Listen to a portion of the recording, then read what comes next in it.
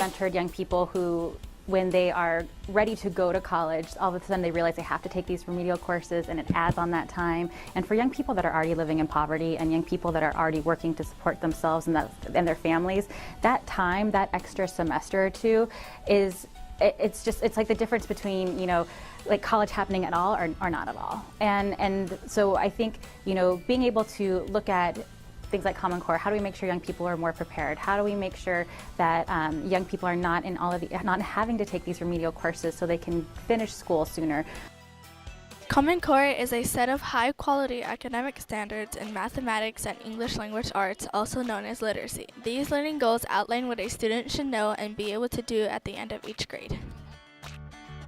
Make things a little more difficult to do consistently and to feel comfortable about how you're presenting or how you are teaching your lessons to the students.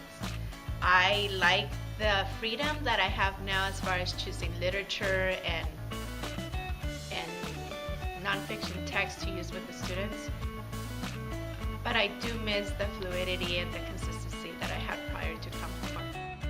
Testing and the focus on testing and the number of tests that students have to take nowadays and the number of tests that teachers have to administrate.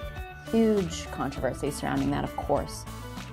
Common Core standards are research and evidence-based. They are clear, understandable, and consistent. They are aligned with college and career expectations. They are based on rigorous content and application of knowledge through higher-order thinking skills. They are built upon the strengths and lessons of current state standards. They are informed by other top-performing countries in order to prepare all students for success in our global economy and society. Common Core is very new to us in that regard, and it's interesting.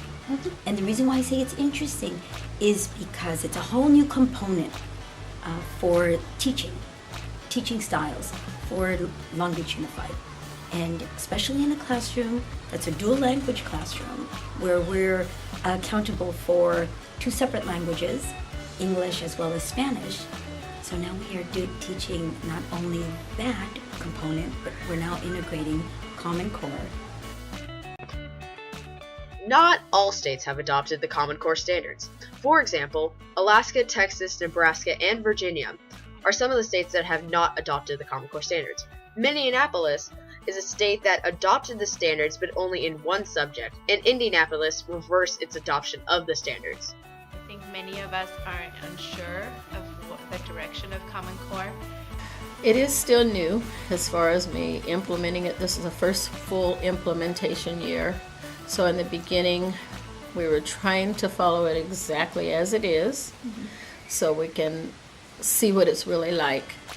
And there are some things I like about it. For example, in the math, it does give kids alternate ways of looking at math problems and help them understand it in their own way of learning. However, sometimes they get confused.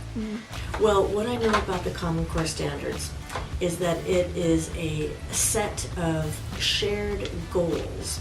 It's a collaboration of educators, legislators from across the country that have come up with a standard set of goals, of educational goals to be used across the country. And for those states that opt in, so it's not mandatory, it's not federally mandated or regulated. And I like that because the states opt into it. And we currently have, I think it's 47 states that have opted in to the Common Core. And that makes me feel like let's just do the regular logarithms and stick with that. But for some kids it works okay, but for a lot of the kids it takes some extra work to get them to understand the alternate way, methods of using it. So for all the work we have left to do, America is outpacing most of the world. And if we seize this moment, we have the chance to lead the next century just like we led the last one, and make sure that citizens in this country, our children, can have a better life than we did. But in order to reach our full potential, kids like Alasia need a chance to reach their full potential.